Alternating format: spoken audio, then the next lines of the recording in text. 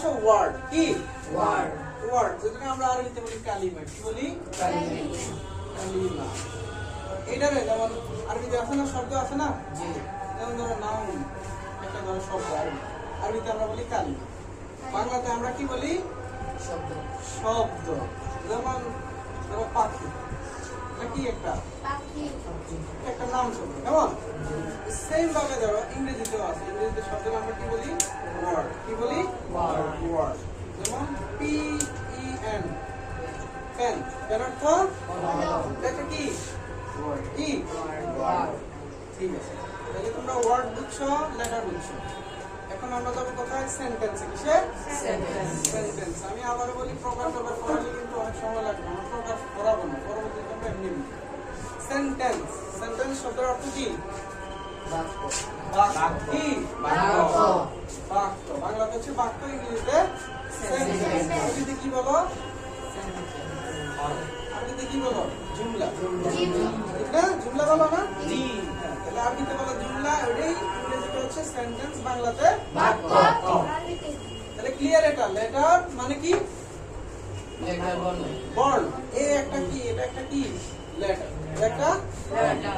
বাংলা ক একটা বর্ণ আরবিতে কফ একটা হরফ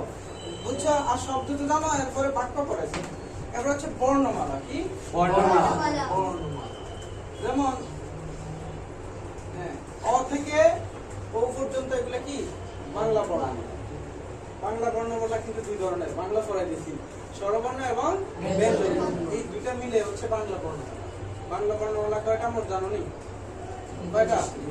হ্যাঁ 50টি কয়টি 11টা হচ্ছে অ আ এগুলা বা স্বরবর্ণ আর 39টি হচ্ছে ব্যঞ্জন সব মিলিয়ে বাংলা বর্ণমালা হচ্ছে 50টা ইংরেজিতে এরকম এই যে লেটারগুলো সবগুলো মিলে এই থেকে জেড পর্যন্ত লেটার মিলে কয়টা হয় 26টি এগুলোকে বলা হয় অ্যালফাবেট কি বলে বা আলফাবেট ক্লিয়ার জি বুঝছো জি আচ্ছা এবার আমরা যাচ্ছি প্রথমেই টু বি ভার্ব নিয়ে বি ভার্বের অবস্থা দেখো তোমরা টেন্স পারোনি সবাই টেন্সের স্ট্রাকচার পারোনি পারো সবাই পারো তুমি প্রেজেন্ট পারফেক্ট টেন্সের স্ট্রাকচার বলো দাঁড়াও বলো প্রেজেন্ট পারফেক্ট পারো তোমরা অধিকাংশই পারো না তাই না জি আচ্ছা দেখো তাহলে আমরা বি ভার্ব থেকে শুরু করলে কি উপকার হবে আমরা টেন্সের বেলায় সাবজেক্ট ক্লাস ওই যে have is are auxiliary verb কোনটার সাথে কোনটা বসবে এটা শিখতে হবে কেমন দেখো প্রথমে আমরা বি ভার্বের এম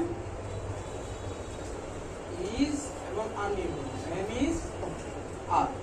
দেখতে পাইতেছো জি এম ইজ আর এখন কয়েকটা সাবজেক্টও তোমরা শিখে ফেলবে একই সাথে দেখো শুধু মুখস্থের ভিডিওটা দেখো এটা দুই ভাবে পড়া যায় এক যদি আমি বলি সিঙ্গেল যদি সাবজেক্ট বা সিঙ্গুলার সাবজেক্টের সাথে সিঙ্গুলার ভার্ব বলতে এন্ড এইগুলা সিঙ্গুলারে তোমরা হয়তো জানো তাই না গোলাই ফেলতেছো এখন ফরনের পরে যখন তুমি আমার সাথে করবে তখন আর সিঙ্গুলার প্লুরাল মনে রাখতে হবে না অটোমেটিক্যালি হয়ে যাবে তখন তোমরা শিখেই ফেলতেছো আই হ্যাভ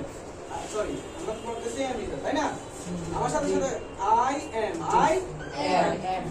ইউ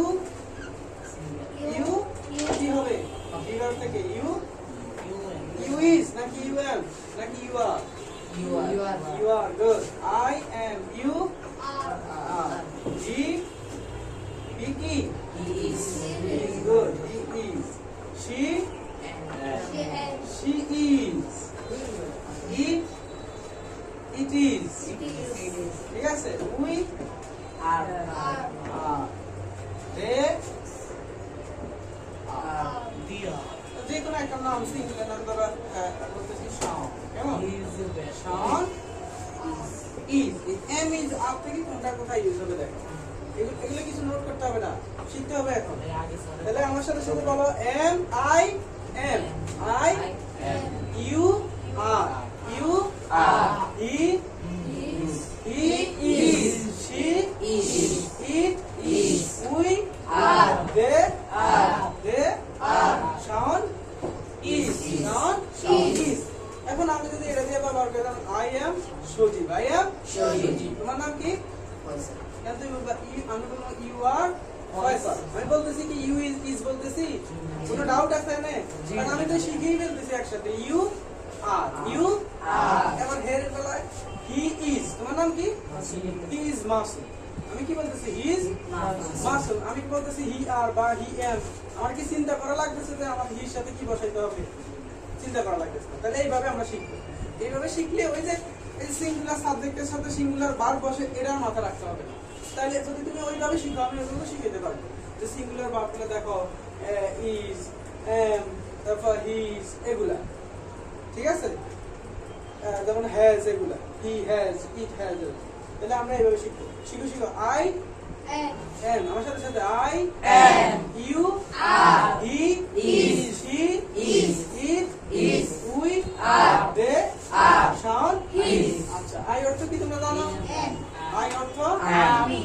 ইউ অর্থ তুমি, তুমি, তোমরা। এটা কিন্তু সিঙ্গুলার প্লুরাল উভয় ক্ষেত্রে হয়, কিন্তু সব ক্ষেত্রে আর না, কি না